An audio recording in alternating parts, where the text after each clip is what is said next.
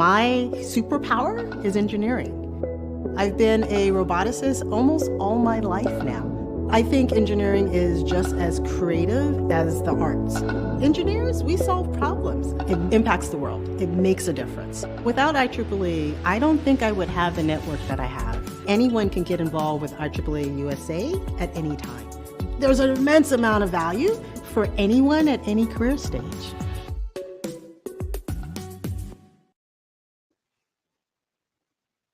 Good afternoon, everyone, and thanks for tuning in to today's IEEE USA Livestream webinar, Critical Thinking for Engineers, How to Boost Your Creativity. I'm your host, Jonathan Cho. IEEE USA's goal is to create programming that is valuable, relevant, and of interest to you. We'll be sending a short survey to all registrants after this event and would love your feedback.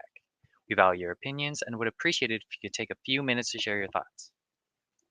Our presenter for today's webinar is IEEE member and author of IEEE USA's Critical Thinking for Engineers ebook series, Sridhar Ramanathan, who returns with us to take a deeper look at creativity and how we might enhance this capability that's so critical to engineering.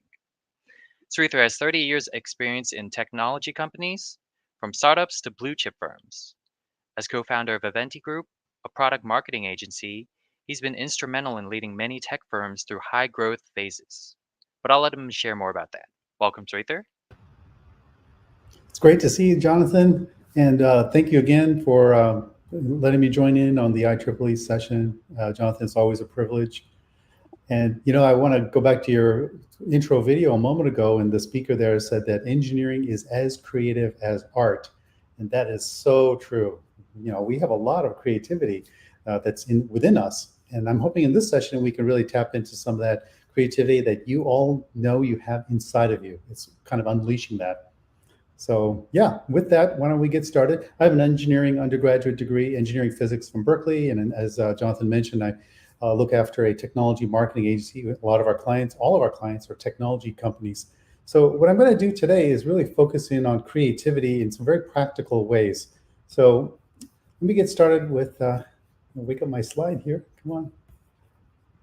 I'm going to just start off with the comment about creativity. Sometimes engineering people don't realize how incredible and important creativity is to building solutions in society, right? Engineers are the ones who often solve problems. They also create solutions for society. The other thing is, from a professional point of view, I know all of you, many of you are engineers and IEEE members. There's a LinkedIn survey just late last year that said that creativity was the #1 skill set that employers were looking for, okay? Creativity. What's interesting, it wasn't coding skills, it wasn't, documenting your code or whatever, or hardware engineering, it was creativity first and foremost. So I thought that was pretty amazing.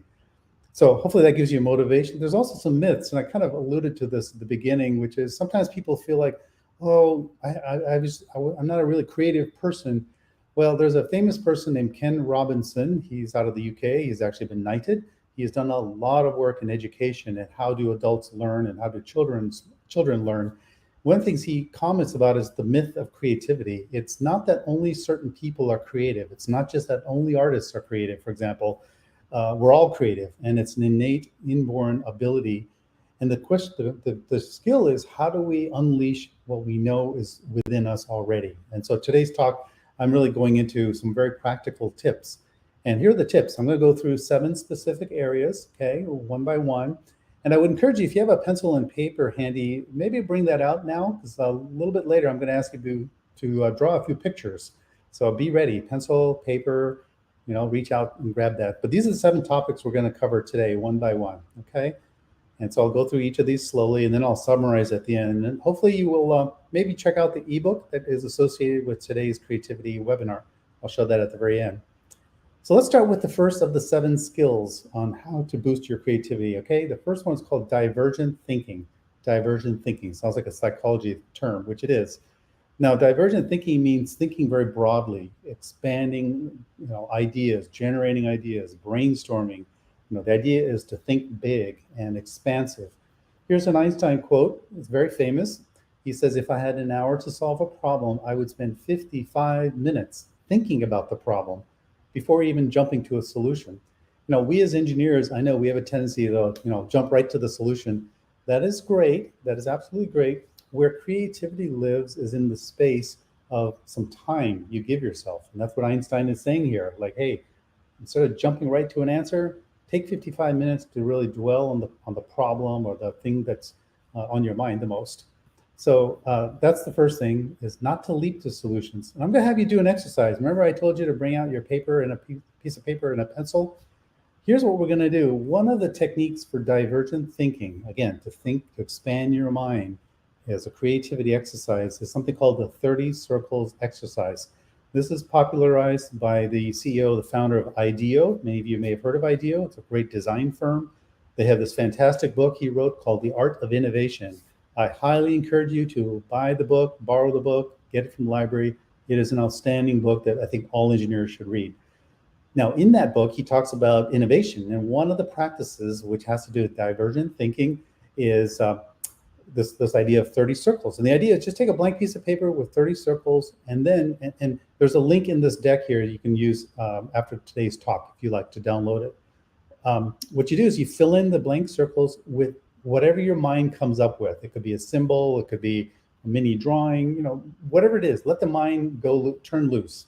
Okay, I'm going to just give you one moment here to take a moment. Try to fill in as many of the circles as you can, and turn off the judgment in your brain that says, oh, this isn't perfect, it looks a little goofy or silly, or I'm not a good artist, or I'm not a good drawer.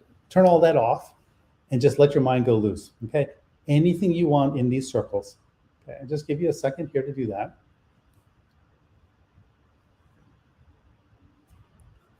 Okay, and in the chat box, if you're welcome to always post a little comment if you like to on this. Now, what I found in doing this process of 30 circles is it's harder than it looks. The first 2 or 3, probably pretty easy. I'm sure you drew a smiley face. You might have drawn a little icon or emoticon, because we all have smartphones and we all use icons like crazy, especially in texting, text messaging. So I'll tell you what, when I did this exercise last week, here's what I drew. Okay, and I'm not saying this is great. I'm no great artist. And it took me a couple of days. I will tell you, it took me a couple of days to do all 30 of these. I got probably the first 5 or 10 within a few minutes. And then, man, it just started getting harder and harder. So what this exercise does, so don't feel bad if it takes you some time to do all 30. I encourage you to do all 30. Don't quit at 29. Don't quit at 27. Don't quit at 10. Take however much time. Maybe it'll take you a week. I don't know. Nobody is judging this exercise. That's the key point, okay? Don't judge. This divergent thinking is about letting your mind loose, get creative. I mean, you can see I had some really crazy, it was Halloween, by the way, right when I drew this. So a pumpkin over here, a compass, and some of these things. This is my horrible drawing of the world, a little bomb going off. And I forget what this is. I think this is a reel-to-reel tape. This is a screwdriver. So you can see, 8 ball from pool. I let my mind loose. So I highly encourage you to download this exercise, 30 circles exercise. It'll pop right up in Google. Download it, check it out, try it. What happened to me when I did this over a couple of days is I found my mind just being a lot more creative, thinking out of the box. You know what I started to do when I was in my daily routine, taking my kids to school or doing whatever?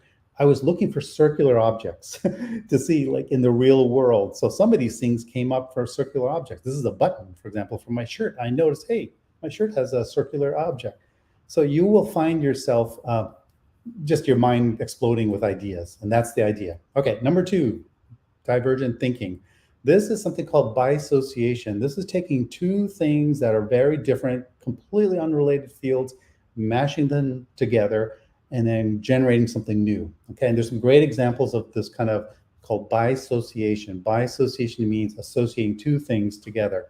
First one, computers and mail order. Okay, people all know about Michael Dell. He invented Dell computers, and it was all about mail order computers. In the past, people used to go to the store, right? And he completely revolutionized the personal computer industry by having mail order, lower cost computers versus, at the time, IBM.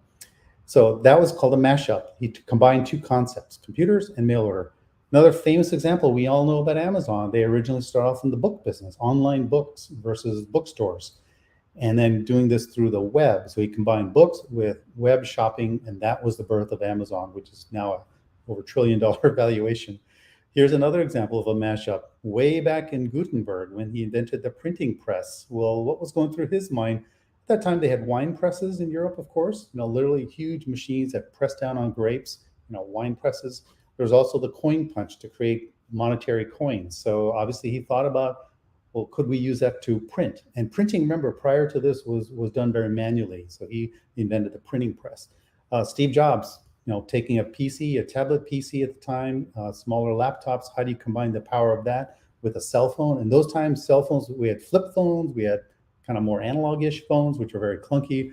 And he completely revolutionized a whole new concept called the iPhone, which is now legendary, and virtually everybody has one. Nike, the shoe company, athletic shoe, they had he combined this idea of rubber, the sole of a shoe, with a waffle iron as a way to create the sole of a shoe. So these are just ideas. I'm going to ask your cooperation right now and your participation. Let's do this right now in the chat field. I'd love for you to right now think about a cloud solution. So we have lots of examples of cloud applications. Salesforce.com, Zoom. What we're using today right now on this webinar is a cloud application. So think of cloud, and then think of garage sales. Here in the US, super popular, I'm sure, around the world. A garage sale is putting items that you no longer want out in your garage or in your driveway and selling it. So what I want you to do right now, if you could please, is in the chat box, just brainstorm ideas, like what would a product or solution or a company look like that combines garage sales, physical garage sales, with the web or a cloud application. So go ahead and do that right now. I'll give you about 30 seconds or so. Anybody else, go for it. And no idea is too silly. People are being a little shy, and if no one goes forward, that's fine. This will be a fun creativity exercise you can do offline. Okay. All right. There we go. Sometimes there's a little bit of a delay on these chats. So type the chat. It's in the lower right box of your viewer, okay, of your browser. There's a little chat box. You can put in ideas. There's usually about 30-second delay.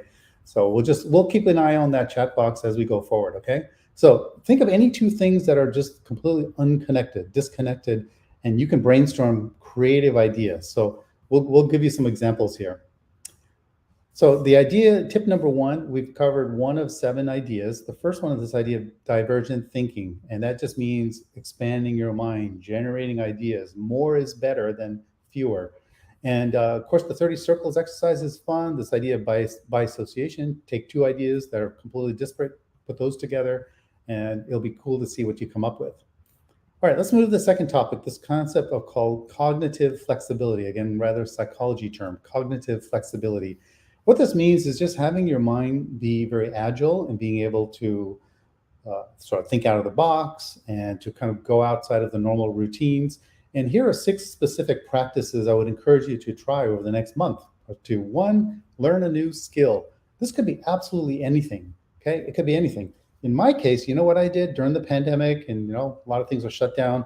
I learned how to play let's see if you can see that, a ukulele. See the ukulele?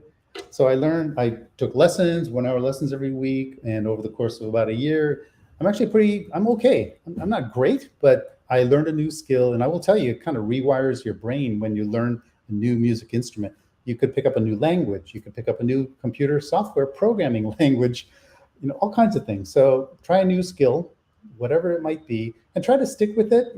Give it a month or so, because usually most practices take you about 4 to 7 weeks before it becomes a habit. Next, change the routine. There's a lot of ways to change your routine. I bet you you might change the side of the bed you sleep on. So if you sleep on the right, try the left. If you put your clothes on in a certain way, change the order.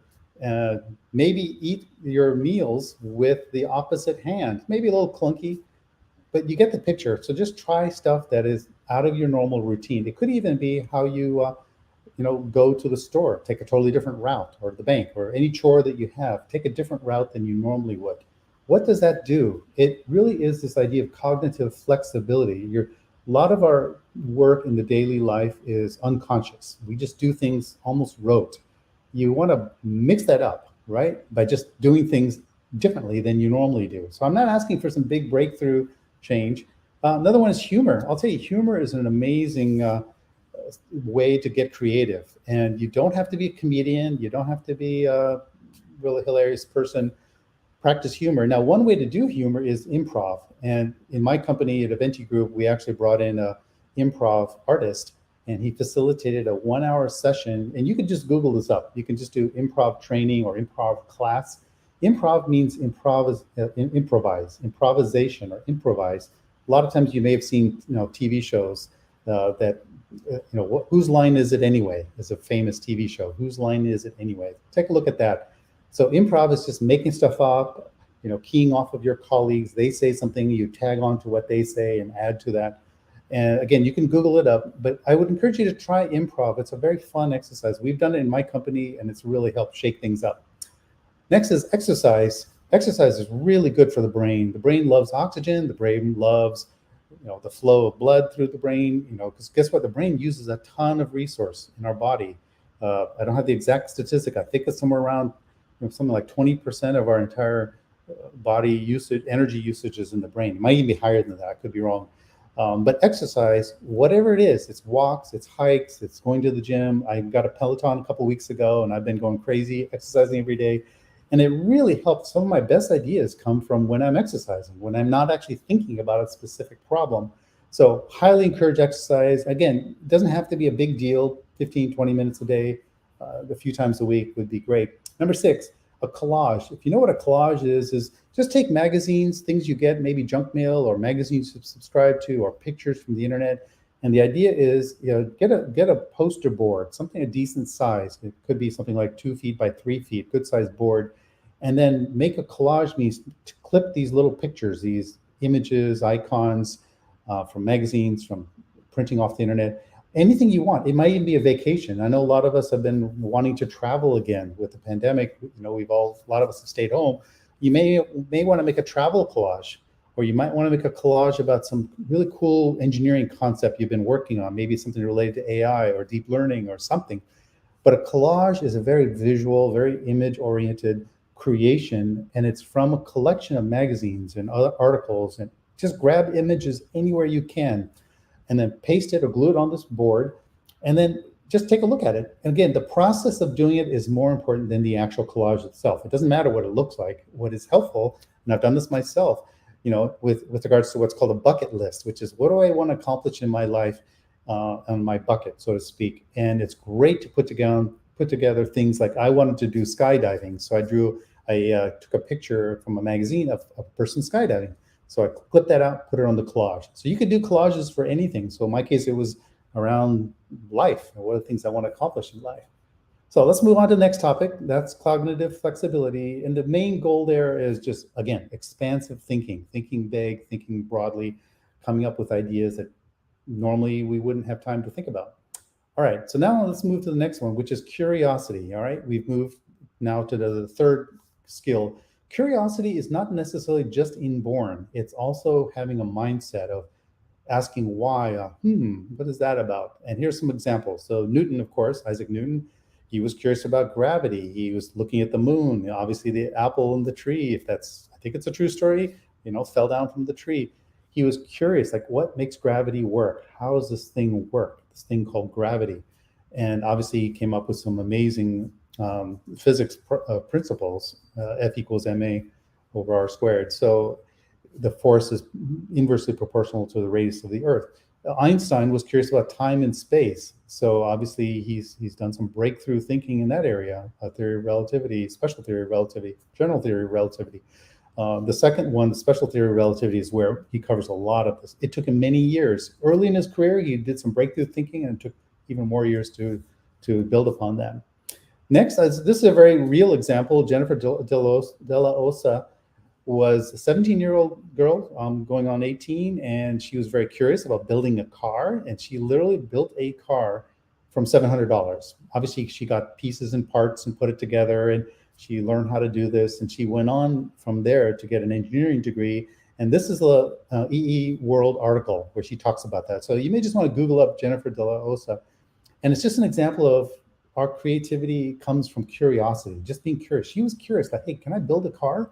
It's like a personal challenge. So I just thought that was really cool, very inspiring, and encourage you to check that out. The other piece to curiosity, as I mentioned earlier, is asking why. Einstein is asking why, what is causing gravity? and it turns out to be it's the space-time curvature that causes gravity. So he's asking himself why. Isaac Newton, same thing. He's asking why. There are things that can affect asking why. One is look at information sources. Before you start going into idea generation, think about the sources of information. So going online, the credibility of those sources. Also so that helps with your curiosity, just going online, doing some interesting searches. The second thing is sometimes we tend to box ourselves in. What does box ourselves in mean? That means we may put some blinders or constraints on us about, oh, I'm not creative, or this is not a great idea. All of those things are sort of limiting your curiosity. Let your curiosity go. You know, I gave an example of Thomas Edison burned through something like 1,000 different filaments for an incandescent light bulb. 1,000 filaments, all kinds of materials before he finally hit upon tungsten, a combination of tungsten and another amalgam. So his curiosity drove him, and he didn't limit himself. He did not limit himself on his ideas, thinking, oh, this is never going to work. And then there's also this idea of wanting something more, like, you know, what else can we be exploring? So thinking kind of expansively.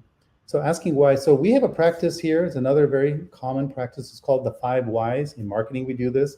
So 5 whys means, let's say you have a problem or something you're looking at. Ask yourself, why is that the case? Why is this a problem? And then dig deeper. Well, why is this a problem? So let's go into a real specific example. All right, how many of you find yourself a little frustrated by the end of the day? Your cell phone starts to run out of juice. You know, the battery's starting to run out. You know, new cell phones are actually getting better. The batteries can last longer, but it was very frustrating for a lot of people. Like, hey, by the afternoon or so, my phone battery is running out. So let's do 5 whys. Okay, we're going to do 5 whys on this one. First one is, well, why is my phone battery running out of power? What's causing that? Well, 2 might be, well, wait a minute, why do I have so many apps running on my phone simultaneously? We know that apps consume power, but why do I have so many apps that are running at the same time? So we're peeling the onion here. One more why question is, well, okay, I have a lot of apps. Why do I need to have them running at the same time? Do I need them all on my phone at the same time, my smartphone? Okay, maybe I don't. Well, then the next question might be, well, why do I have all these apps in the first place? I mean, maybe I use it once in a while, or maybe I can delete them. And then the fifth question is, well, gosh, do I even need these apps on my phone? Or could I just stream them when I need them, download them when I need them? So you can see what we did. We start off very broadly. Why is my phone running out of battery? And you'll notice we did not jump to, hey, I need a bigger, denser lithium battery in my phone. We didn't go straight to the physical battery. We started to think about, well, what are the apps? Why do I have those apps? Why are they running? Why do I need them? Why do I have to have it on my phone? Do you see what we're doing? These are 5 whys. So let's now do this together. Okay, guys, we're going to do the same exercise. Get ready with your pencil. And I'd like you to do this in the chat field again, please. Okay, let's see if we can get some participation. Here's a typical situation. I know I get sometimes frustrated. My wife and I have 4 kids. They're all teenagers. My oldest is almost 20. And boy, we take a lot of pictures on our phone, okay, on our phone. I have a camera picture here, but that's because people used to use cameras. And sometimes you have pictures on your laptop, on your desktop, on your tablet, on your phone. So the question is, okay, how do I organize all these family photos and videos and images? So feel free in your chat box to ask, why do we have this situation? Why do we have all these images?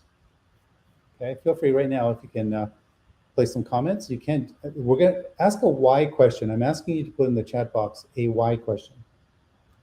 Okay, so here's an example. Why do we have so many images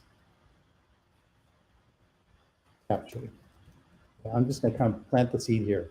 Other why questions, please feel free to, I challenge you. Let's see if we can get a few of these going. Hey, Sridhar, while our audience types in their question, just wanted to let you know that we're getting a lot of feedback from from our audience in the comments tab. Okay. Yeah, and How do I also, see that? you the comments tab There on we the go. top, right? And Yep. just also wanted to say that some of our audience members did mention that when you talked about how during cognitive flexibility, how you learned Yes. the ukulele, I think a lot of them really want to see you played one day, so I think we're Oh, going to have them stay tuned for maybe a future webinar series on your ukulele tutorial. So yeah, really looking forward to that as well. I think they are. that's But fun. all right, yeah. Yeah, well, thank you, Jonathan. Thanks for the tip. Yep, I see all the comments now. My apologies, I was looking at the wrong area. Lots of great ideas, guys. Why do we need a camera on all devices? Why do we use the organized videos? What do we use them for? What do we want to remember? Why are these images on multiple sources? Why does my family want all these multiple sources? What does my family want me to take photos of? Why do we have so many apps? Wonderful, wonderful questions. Why even organize? That's another great question. Why do we even need to organize? That's a great point. Maybe we don't need to organize. Maybe we just have images when we need them. Yeah. Why don't the file names at least include the date and time automatically? Very nice. How can we simply play for 10 seconds now? This is brilliant, guys. This is absolutely, you guys are fantastic. I love how your mind is, the wheels are turning in your mind about the why. Why do we need to use an app for everything? Yeah, wonderful questions. So yeah, hey, listen, thank you so much. You get the idea. So 5 whys. Next time you're facing an engineering problem or situation going on, before you get, leap to an answer, literally 5 whys. See if you can dig deeper. Yeah, this is great. I love all your comments, folks. That's brilliant. Got a lot of creative people out there. Okay, so the next topic is visualization. Visualization. Now, yeah, why do photos need to be backed up? Oh boy, really great ideas. I hope someone is, maybe Shutterfly engineers are following all this stuff. Some fantastic ideas coming in. Okay, I'm going to move to the next key concept here. It's called visualization. Now, it's exactly what it sounds like, is visualizing a product, a prototype. Uh, Engineers tend to be very visual people. Artists, by the way, artists are clearly very visual. And I'm going to focus in here on 3 specific kinds of visualization. There's also visualization of data. One of the publications I like a lot, it's called The Economist magazine. At the very back, they have all kinds of economic data. And it's not boring economic data. They have very nice infographics, really beautiful representations of data in a way that you can see big insights. That's actually visualization of data. There's also artistic expression. Obviously, Steve Jobs, amazing artistic instincts that led to beautiful designs. So let's just go through some examples. Now, let's go all the way back to Leonardo da Vinci. One of the things he did is he brainstormed by drawing pictures. Can you see these pictures, folks?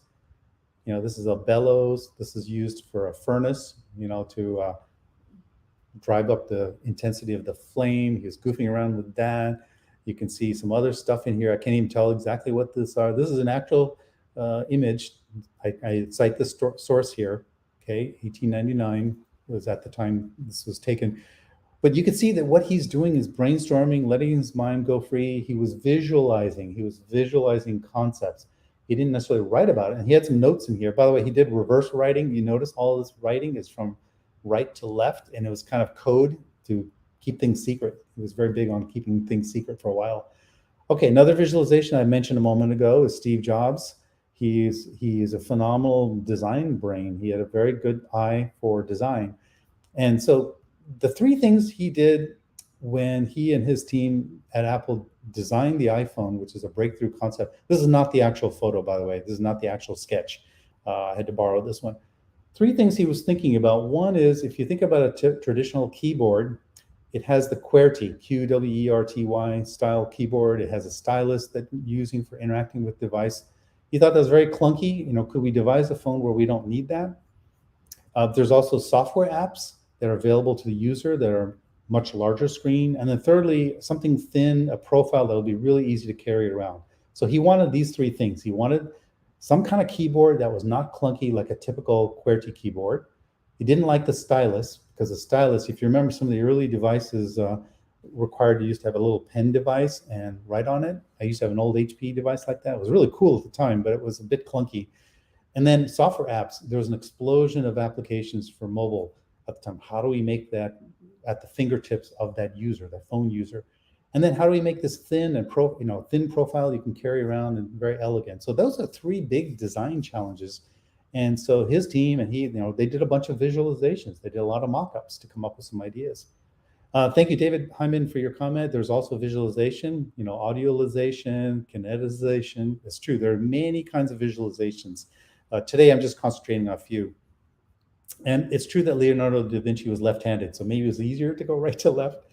Palm Pilot needed a stylus. Thank you for your comment there, Brent.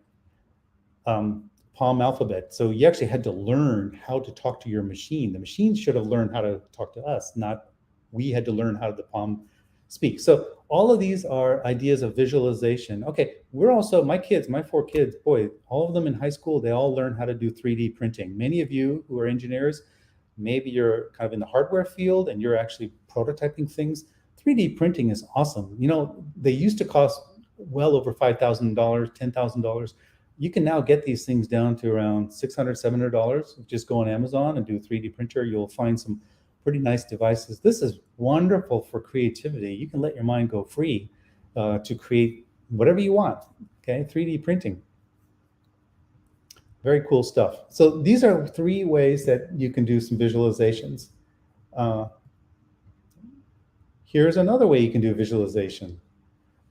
There's a famous person now, Mark Rober, you may have heard of him. He was a former Jet Propulsion Lab, JPL engineer. He worked on, I think, the Mars rover. Incredibly creative individual. He puts out videos, YouTube videos, I think every single week. He has a fantastic course. It's called Engineering 3 Creative Builds in 30 Days. And I think it's a $250 class, $250 US. And it's just really fun. I'm actually planning to take this right after the holiday. I'm going to jump into this class, and he has 3 specific things that you will be building, physically building. And this has to do with visualization. You have to build these things. You will have to visualize in your mind what it is you're going to create.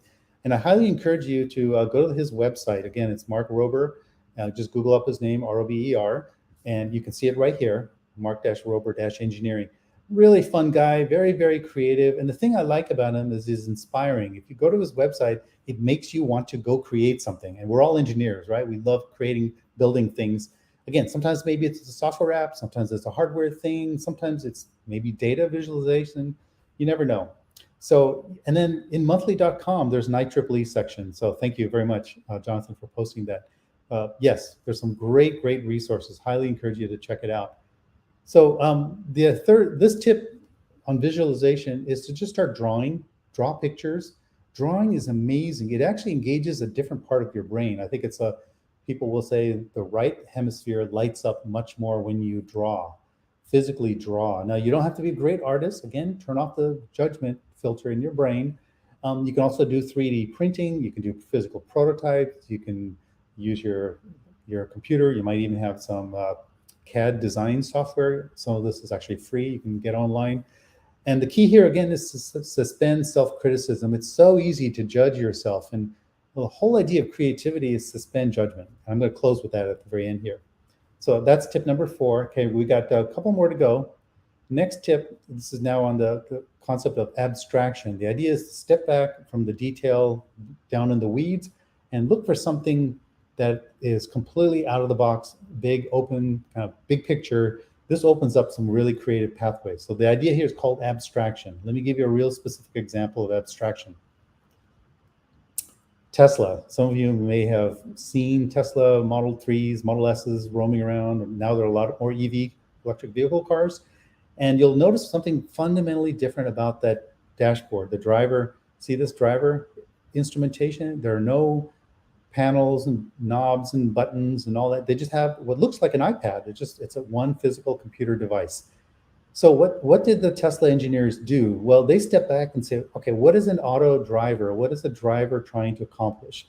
Usually comes down to these 4 things, okay? 4 things that they're trying to accomplish. Number 1, the driver is trying to get information about where they are, their speed, navigation, where they're going. They're looking out for hazard signs, light signals, stop signs. They need some driving information on the dashboard that tells them their speed, that kind of stuff. Number 2, often the driver is wanting to get some climate control. Maybe they want to turn up the air conditioner because it's hot outside. Maybe they want to turn up the heater because it's cold outside. Or maybe they want to turn up or down the fan. That's all climate control. There's a whole section of things in a car dashboard that has to do with controlling the internal climate of the car. Number three, people listen to videos. Sorry, they shouldn't be watching videos, but they should definitely, people often listen to music, listen to the radio. I said video here, but sometimes that can be done when you're parked. So next is this car status. Sometimes parts of the car need attention. Maybe the batteries needs attention. Maybe the lights, are your lights on or off? Security camera around the car. So now this big dashboard, it absolutely can be distracting. Thank you for the comment. I appreciate that. I think that's true. The touch screen is visually distraction.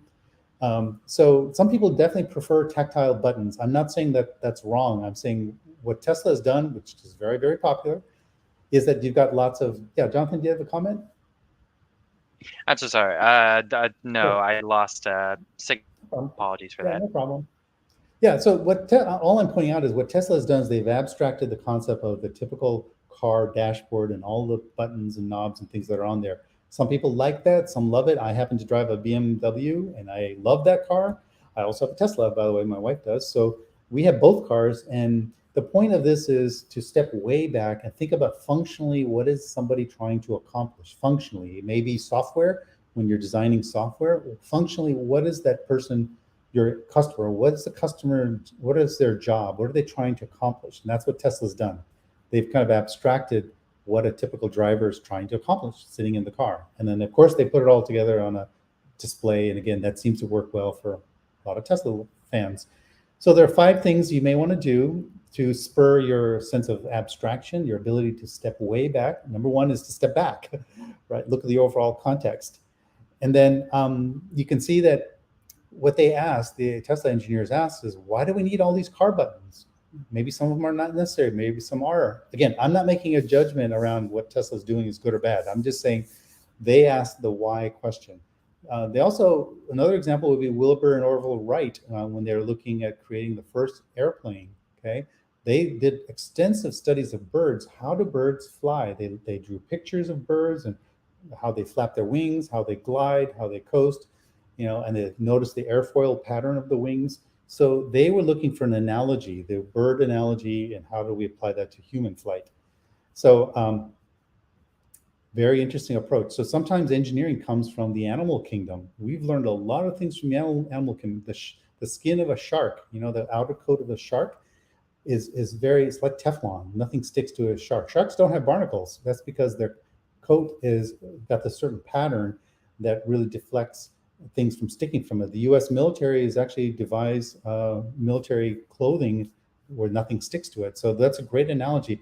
Number 4 is this idea of reframing. Take a look at a problem from a totally different perspective. Look at it from maybe if you're in a company, a technology company, how are your competitors thinking about this problem? How are your customers thinking about it?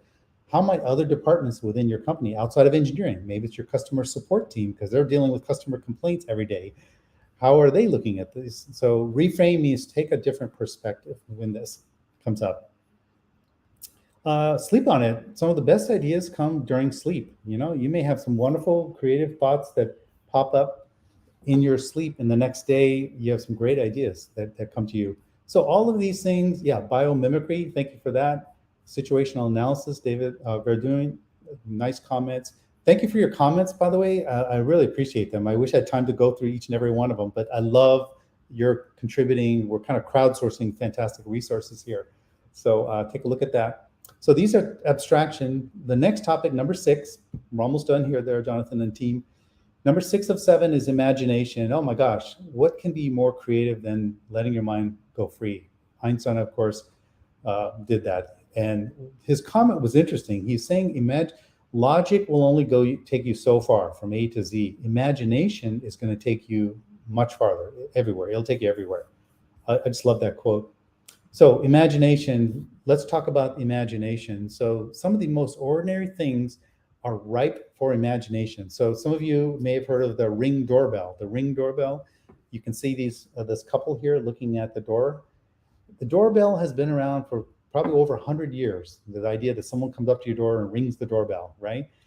That doorbell, this Jamie Siminoff, he was the founder of Ring Doorbell, Ring Video Doorbell. He came up with the idea, well, let's take the doorbell, but turn it into a video camera so you can actually interact with your visitor, not physically, but virtually. You may not even be home. We've used the Ring video, by the way. My wife and my kids, we were in Hawaii, and a UPS person came, dropped off a package and ring the door, and we could have a video conversation with the delivery person. This also is used now for porch pirates. Porch pirates are people who steal packages in your doorstep. So what Jamie has done here is he's reimagined the doorbell. The doorbell is not just about ding dong and are you home? It's about a visual engagement with whoever is coming to visit you. Really interesting, very imaginative. And remember, this has been around for so long. And how did this guy, Jamie Siminoff, come up with this idea? It's been around a long time. Now, a lot of the parts and things have become more available now, like the small video camera in there, the Wi-Fi is now good. A lot of technology was predicated, it was predicated on the use of and the deployment of technology throughout the home infrastructure. So imagination can be applied on the most mundane sort of things, like a doorbell. Okay, so let's move to the next topic here. Sorry, I'm looking sideways. We've got a second screen here, so I'm always checking on that. For imagination, the thing to do is pay attention to the little things. What Jamie did is he looked at the doorbell and thought, maybe we could take a look at something different. Mindfulness. This is maybe it's close to meditation, but just being aware. I think someone used a comment in the chat field about situational awareness. It's just taking a moment to be present to what's going on around you, just being mindful. This could be in your backyard. A lot of times in the morning, I will drink a cup of coffee in my backyard and listen to all the birds singing as I think about the day ahead. I'll do that early in the morning. And that mindfulness really opens up my mind for a creative day ahead. This could be in your backyard, it could be in your office, it could be while you're on a walk, it could be at the beach. Wherever you are, practice mindfulness. That just means paying attention to, in the moment, what's happening. Sights, smells, sounds, tastes, feelings, tactical feelings, being aware. Take a break from the screens. We're all, right now, everyone on today's call is staring at a screen, and I apologize for that. I'm actually telling you, find ways in your day to get away from this little device, your screen. I'll tell you, it really helps the brain. I once took a 10-day meditation retreat, 10 days with no electronic devices whatsoever. The first 3 days I had withdrawal symptoms. Literally, my mind was seeing a iPhone and doing swipes and taps and all that stuff. It took a couple days to get through that. But at the rest of this retreat that I went on, it's called Vipassana for 10 days. I'm not suggesting you all do this. I'm just saying that the brain needs a break from screens because it'll really unleash some creativity. Meditation, believe it or not, really, really helpful for creativity. This is a nice little practice, Harvard Business Review article. It says that only 10 minutes of meditation every day absolutely correlates with creativity. They actually had a very nice quantitative study about that. I highly encourage you to take a look at this article because it just proves that meditation actually boosts creativity. So who knew that? 10 minutes, that's not a lot of time. Related to meditation is prayer. If you happen to have a certain faith, prayer, meditation are very closely related. That actually helps very much. Reading. So I'm an avid reader. I love history books. I love astronomy is one of my passions. So I have a telescope and I go out and look at the skies. So I read extensively about astronomy, about a field called cosmology, which is about the formation of the universe. So read things that are outside of your normal diet of what you read. So Bill Gates, I like Bill Gates. He has this reader post called Gates Notes. And what he does is he has a lot of book recommendations. Whatever you think of Bill Gates, he has interesting ideas. You may just want to pick up one of the books. If you don't like Bill Gates, that's fine. Just read something different from what you normally read. What that does for your brain is it conditions you to accept and to absorb and generate ideas outside of your normal existence. Okay, so what imagination really needs is time, it needs space, it needs some stimulus outside of your normal experience. So those are some practical tips. I highly encourage you to give them a try.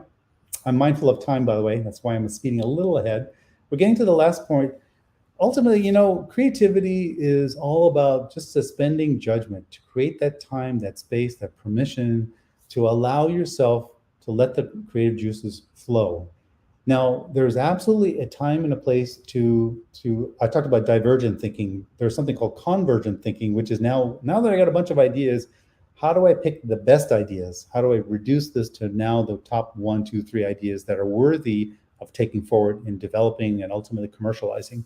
So this idea of suspending judgment is the idea of generating ideas, because after you generate all these ideas and apply these principles, you can always reduce the ideas down to something practical and apply some criteria.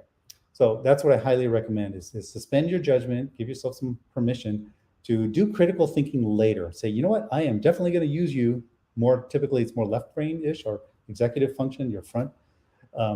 Apply that critical thinking at a later date when you can do that. When you do the 30 circles exercise I talked about earlier, you are suspending your judgment, man. You are absolutely inviting your mind to go crazy.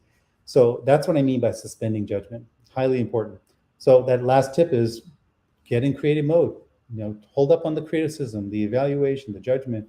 There is a time and place to do that later. Okay, so we've covered a lot of stuff today. I'm hoping you're grabbing some good nuggets. I highly encourage you to pick at least one thing from today's talk. We talked about 7 concepts, and Jonathan, I know the IEEE organization will make this deck available to everybody, so you can always step back through and see what you like the best. But we talked about divergent thinking, that's expansive, let your mind expand. Cognitive flexibility, mixing things up in your day throughout the week. Curiosity, letting your mind go where it's asking why. Visualization, not just physical visualization, data, auditory visualization, all that kind of physical visualization. Abstraction, stepping back, looking at the big picture. Imagination, letting your mind run free. Suspend judgment until a later date. So look, these are 7 ideas just to get you going on creativity. I hope you found them very helpful. I really appreciate your time. Here's my contact information. You're welcome to reach out to me anytime, Sridhar at aventigroup.com or on Twitter here, LinkedIn. I will close with this. Today's talk was really one of 5 books, and it's the last one here, book number 5. It's on creativity. Check it out. It's an IEEE book, so if you are already a member of IEEE, it's free. Just check it, download it, and I highly encourage everyone today, suspend that disbelief, suspend critical judgment, and I highly encourage you, try one of the 7 things we covered today. And I absolutely guarantee you are going to make a difference in the people around you, your company, your family, yourself. Okay, I feel much more energized and creative than I ever have, thanks to applying these principles and doing what I'm telling you to do. It's really made a difference in my life. And another time, Jonathan, yes, I will play that ukulele for people. I'm still not good enough to sound like a professional. So with that, I turn it back to you, Jonathan, and we'll open up, I think, at this point for questions, I believe. Fantastic. Thank you so much, Sridhar. Great presentation. So folks, we are at the Q&A segment of the webinar. Please post your questions in the comment section and we will load them onto the stream for Sridhar to answer. Mm-hmm. So Sridhar, Sure. So this first question, one of our audience member asks, do you recommend any exercises to suspend judging? Well, the first exercise is to notice that we are judging. So one exercise I personally do is I thank my brain for judgment, and I actually make a joke of it. So, for example, sometimes my kids and I, my wife, we're brainstorming vacations. So one of the practices is I tell the family, hey, look, guys, let's brainstorm ideas. No idea is crazy. We're going to, quote, suspend judgment. So as with any brainstorm exercise, you want to say, hold off on the judgments. The practice, the tip here is, if you're in a group setting, just tell people, hey, if you want to put the criticism somewhere, write it down. But when we're having an open discussion, or even with yourself brainstorming, just notice, I hear the criticism, I hear the evaluation. Thank you, and put it down on paper or separately. So the idea is you're not trying to fight critical thinking, because that is part of what we do as engineers. We are critical thinkers, right? And you want that, you want to encourage it. You're just saying to the brain, thanks for sharing. I'm going to come back to you later. Absolutely. Does that help?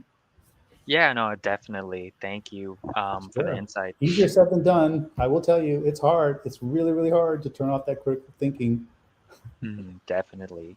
So while we wait for more questions from our audience, Sridhar, I do have some questions of my own. So definitely based off of your experience working in engineering for so long as a career, you've obviously seen that creativity, having creative mind is important to succeed in the profession. I think there's this huge what is it, stigma or some belief that with more professions that focus on hard skills or more technical skills, creativity isn't as important. Though luckily, I think we're starting to see with education in younger children that they're really prioritizing creativity to kind of inspire younger kids to go into engineering. But I think Yes. I've heard from a lot of university students or people in college that they don't really focus on the creative aspect and more just they don't really focus on that at all.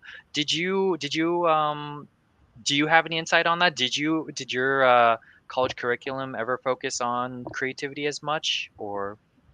No, I think creativity comes down to your own initiative. So no, I have an engineering physics degree from Berkeley. I don't remember any creativity courses. I did, however, I took art history. Okay, here I am, an engineering physics major, and I'm all about science. At the time, I was thinking PhD. Now, what does art history have to do with physics and engineering? Absolutely nothing. I took that class, and I was astounded at the professor because he was talking about Egyptian sculpture, and he talked about how some of the sculptures in Egyptian art are very beautiful, almost mathematical formulas. He talked about the shapes of these. If you think about some of the Egyptian sphinxes and things like that. Some of the surfaces are almost like hyperboles or parabolas. I mean, mathematical objects. So here I am in an art history class. He's talking about math, which I never expected. So guess what? That's creativity. He's connecting some dots for me. And I think creativity is about taking initiative. So I took the initiative to take this class at Berkeley, right, in art history. So don't wait for some curriculum to tell you, here's creativity. No. Take it upon yourself. Creativity is something we can do in our own lifetime. So we don't, meaning, so I also take a lot of Coursera courses, online courses. I took a course from Rutgers University in advanced cosmology, studying the formation of the universe. A lot of creativity involved in that because they had very different ways of studying the formation of the universe. So the curriculum, yes, it's true. I will say my 4 kids, there's a bigger emphasis, especially in Montessori learning, especially in IB, International Baccalaureate. They really emphasize critical thinking. If you're an adult like me, then it's really up to you to seek out opportunities. I told you earlier about Mark Rober. He's got an incredible engineering creativity class. It's $250 US. It's over the course of 30 days, and it's amazing. I'm planning to take it myself. Hope that answered your question. There are a few more Yeah, no, coming in here, Jonathan. I want to make sure we hit. yeah, no, Somebody was asking absolutely. about, sorry, go ahead, Jonathan. Do you Oh, want to no, no, I say was that? just going to absolutely. Thank you so much. So we'll just go on to the next question. Great Okay. advice. Thank you. So our next question, Matthew asks, you recommend learning a new skill to engage your brain. Yes. How much time would you spend? You don't want to get too distracted, right? Yeah. Well, gosh, I think it's more of a daily practice when I think of creativity. So I don't think there's a specific number. Like, for example, ukulele, I practiced 20 minutes a day on that one. And it was horrible at first. I mean, still not great. I mean, I'm getting much better over time, but I devoted 20 minutes a day for the ukulele as an example. I just made that commitment. It was not a big deal. I just somewhere in the day, take 20 minutes and play the ukulele. I also had lessons. 30-minute lessons once a week. So I did schedule that creativity, that particular activity. I scheduled it as 20 minutes a day and 30 minutes once a week. Some things need no scheduling. So for example, sometimes I'll do an online course, as I mentioned, Coursera, some fantastic courses.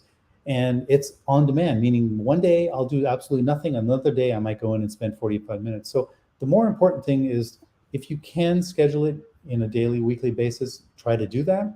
Things like I talked about being mindful or meditation or prayer, those kind of things you can absolutely schedule. So I would encourage you, for starters, 15 minutes a day. Find something, anything at all on our list of 7 items. Start with that and just see where the road takes you. Just do it for 30 days, 15 minutes a day for 30 days. Let's see where that takes you. Yeah, absolutely. Thank you. That's not much time at all. So definitely No, it's worth not. scheduling it, and I can only imagine the benefits.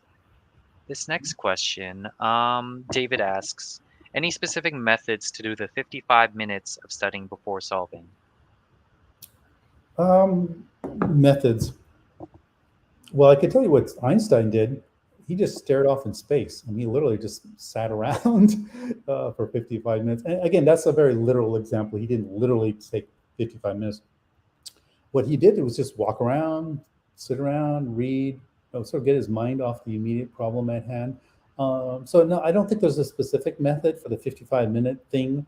I think what I'm trying to say is hold up the tendency to jump to a specific solution and begin to kind of drill down on that one solution, right? So it goes back to this idea of suspending judgment. So allow your mind, I would recommend free form. Some of you today, maybe you had a blank piece of paper, you might have been doing the 30 circles exercise. The 55 minutes might be take a blank piece of paper, or maybe it's your laptop or desktop, and just have an open screen, a blank Microsoft Word doc or Google Doc, blank, and use it to just put down some thoughts, ideas, not one idea that you grab on and develop, but multiple ideas. There's a really good tool called Miro, M-I-R-O, a Miro board. You may have heard of that. Miro, it's an online tool. A lot of times I've used it with my executive team, and it is a visual board where we will brainstorm a particular problem or challenge as a team. And so we will spend literally 55 minutes. We'll spend like 50 minutes on this board. And then the last 5 minutes of a meeting, we might say, okay, based on this, maybe there are a few really powerful ideas we want to develop in our next meeting. So that would be a method, is if you're in a team setting, have the team, look, guys, let's spend 45 minutes just sort of thinking about the problem. Let's not pick on any one yet. Let's spend 15 minutes after the 45-minute going to next steps and how might we kind of select a few from this laundry list. Those are some tips. Awesome, thank you. And David also actually followed up after that. He says he loves Miro, so I think yeah, there you go. Definitely relevant. A little plug for Miro. This next question. Michael asks, what are some ways to address people at work that stifle our creativity? Do you have any insight on that? Yeah, Michael, thank you for bringing that up. People who stifle creativity, guess what? We tend to do that ourselves. Going back to this critical thinking brain, our brain tends to want to evaluate, wants to judge, wants to criticize. It's just a natural, that's what we do as humans. We're constantly scanning, looking for threats, basically. And so we're kind of evaluating, judging, criticizing. So if you're in a team setting where you have an individual who's doing that, it's best to go back to ground rules. I would highly recommend set ground rules at the beginning of a meeting where you say, hey guys, let's all agree on some things. We're going to do 45 minutes of brainstorming, creative thinking. And in this process, any idea is a great idea. We're not going to criticize them. We're not going to judge them. We're not going to talk them down. We're just anything. There is no stupid idea. There's no stupid idea. So you just want to upfront the rule and have agreement. By the way, people may not agree to it. If they don't agree to it, then you really don't have permission to have a creative session. So Michael, I would highly recommend start the meeting, if you're going to do a creative session with people, to go around the room. Hey, here's some ground rules. And sometimes you may want to even ask the team, what kind of ground rules would you guys like to have for a creativity session? So you get some buy-in, and generally people will come up with, oh yeah, let's have maybe a whiteboard on the side, a little flip chart where we can put up objections or criticism, but we're going to focus more on the idea generation. So it's kind of like in martial arts where you take your opponent's energy and you kind of guide it into a different place. You're not blocking them. You're not attacking them and putting them down because they're being critical. You're just saying, hey, good idea. Let's put that over here on our flip chart or on our chart where we do have, critical ideas, and then open the space back up. So it's going to take a little bit of crowd control, and it's going to take a little bit of set the agenda and the ground rules up front in the meeting. I hope that's helpful there, Michael. I know the feeling, man. I've had the same thing happen. Fantastic. Thank you so much. Mike asks, are you familiar with Polya's book, How to Solve It? And if so, are you aware of similar books? Mike, you got me on that one. I am not familiar with Polya's book, How to Solve It. I have to go check it out, okay? You completely got me. I'm curious. I will go look it up, see if I can get it to the library or online.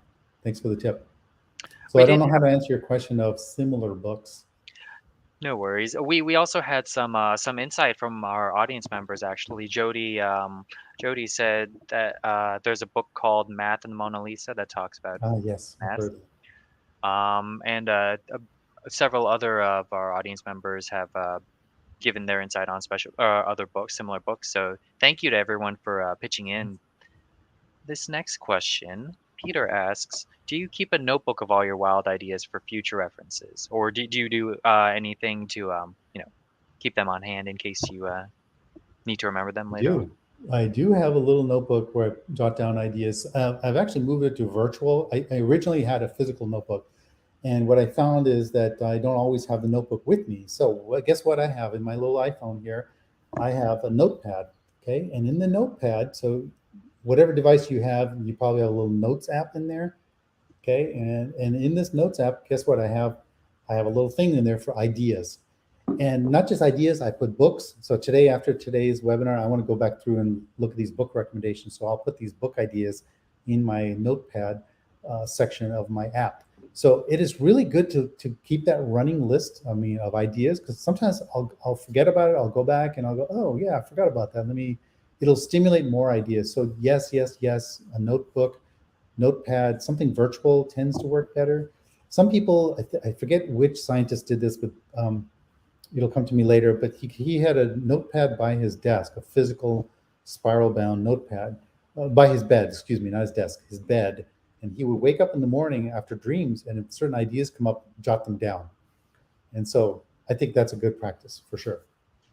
Fantastic, thank you. And there is just one, before we go on to the next question, there's one comment I'd like to definitely highlight. David said, some of the stupid ideas are the perfect lateral inspiration that lead to great ideas.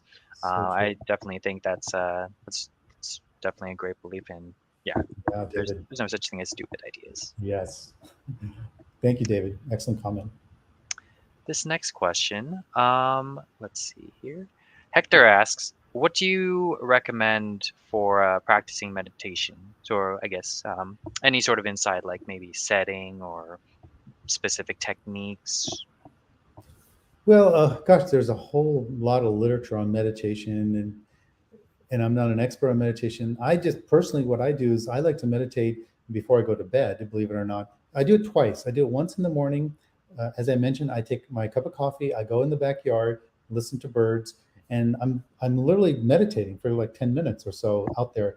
I purposely leave my phone in the house. I don't want any electronic device near me, and I'm just being in the moment, and I'm not doing any particular thing in my mind. I'm just relaxing. What does meditate mean? It means to let your mind free and loose. And even, I'm having things about my to-do list during my quote meditation, stuff like, oh, I got to remember to talk to this person today. I got to get this thing moving, or, oh, I forgot to do this yesterday, blah, blah, blah. Let the brain do what it's doing. Meditation just means just be with it. Observe what your brain is doing. That's the key for meditation, is to notice what your mind. One of the great things about humans, and I don't know if animals do this or not, I think they may or may not, we have the ability to be aware of our own thinking, right? So it's almost like meta thinking. We are thinking about what we're thinking about. So in meditation, maybe take 10 minutes in the morning or 10 minutes at night before you go to bed. I tend to do it both times of the day. In the morning, fresh, thinking about the day ahead. At night, I do a little recollection of the day, what went well, what are things I could do better. Just sort of a little bit of an inventory. It is a meditation. I don't sit there and I don't have a to-do list or anything. I'm just being with the day. Both times of the day, morning when I wake up and night before I go to sleep, are what work for me. What works for you is up to you. Some people like to meditate in the middle of the day, right? There's some amazing people. The person who founded, I'm going to blow the name of the company. He's the CEO of Twitter. Jonathan, maybe help me. He has the second company. It starts with an S. It's going through my mind now. Anyway, Jack Dorsey is his name. He's the CEO. He did a 10-day meditation. It's called Vipassana. 10 days. I did that too, by the way. That is like the ultimate big commitment. 10 days without a device. You don't have to do that. It could be 10 minutes in the morning, 10 at night. But find something that works with you. Stick with it. Try it out, and mix it up. Awesome, love that. Thank you. And I'm wondering if the other person you were thinking of was it Biz Stone? Sorry. Anyways, hey Jonathan, we got a tip here that I thought Stanley brought up, which is Headspace. That's a very good app for meditation. Headspace, one word. Thank you. Absolutely. Thank you, Stanley, for the insight. Hope you all can check that out as well. So, folks, we are going. We have time for a few more questions. That's it. Thank you. Oh, gotcha. Square is a Jack Dorsey, CEO of both companies. He was. Yeah. Oh, okay, gotcha. Square. Thank you for that. I knew it started with S. Kind of blanked. 10-day Vipassana. This next question, Eddie asks, how do you convince others to join brainstorming when they prefer to design in a silo? Oh, that's such a good question, Eddie. I think both options are really healthy. Brainstorming by yourself as an individual, brainstorming in a group. There's definitely different styles, personality styles. I mean, I'm actually an introvert. Maybe it's not obvious on today's call, but I'm definitely an introvert. I like doing things on my own, thinking on my own. I mentioned the Miro board earlier. Miro is a tool. There's plenty of tools out there. And what is very good is if you're doing a group brainstorm, you can actually give people homework like, hey guys, on your own in the Miro board, do your own brainstorming at your leisure, at your time, quietly, by yourself, right? Not in the group context, but putting it maybe in that Miro board on a place that belongs to you. And then when you come together as a group, everyone has had both chances. You don't have to convince people to join the brainstorm if they prefer to do solo design, design in their silo, as you mentioned. 'Cause you're doing the best of both worlds in a way. What you're doing, Eddie, you're saying, hey, look, definitely brainstorm by yourself in your silo if that's what you prefer.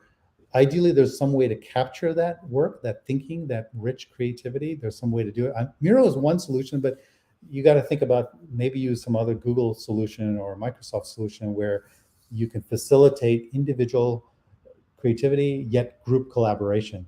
So again, I believe in and not or. It's not either you're part of this brainstorming group, come join us, or you're out.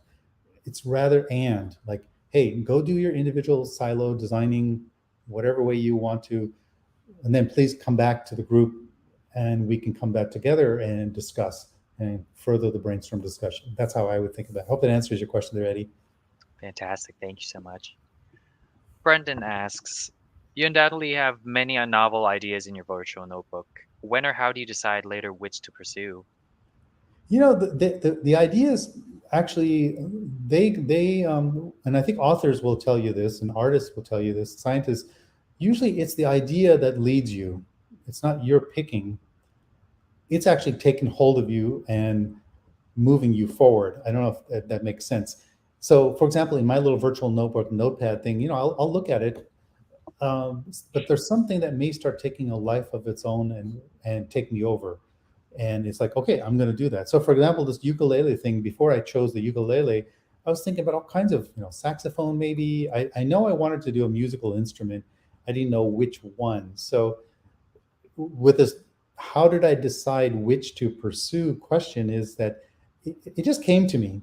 It just sort of organically within, if you dwell with this virtual notebook of yours, the ideas that your brain has been thinking about passively in the background start to come to the foreground, right? Like for me, the ukulele just started to speak for itself. By the way, it turns out ukulele is the #1 instrument people picked up during the pandemic. So it was a totally non-original idea of mine. So I just encourage you, be with your notebook, just organically see what resonates. The idea will start to grab hold of you, and it's less about you picking.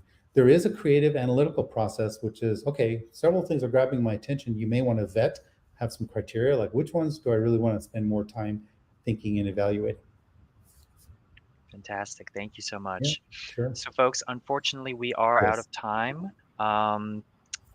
Sridhar, thank you so much for providing our audience your insight into enhancing their own innate creativity. I know we could go on It's a fun probably topic. for hours on end about like Yes. the different techniques and just how to do that. And I think our audience might be looking forward to having you join us again in the future as well. I know we are. Always happy. Always happy. Thank you, Jonathan. Thank you, all IEEE members. If you're not a member, now's a good time to sign up. It's a wonderful organization. There's a lot of good resources. Thank you, Jonathan, and the IEEE USA team. You guys are fantastic, and I look forward to the next opportunity. Have a great day. Get creative. Again, pick one of the 7 things, 15 minutes a day. Do something. Your life will change, and those around you will change. Absolutely. Thank you Go so for it. much. And thank you to our audience for tuning in and for your great questions.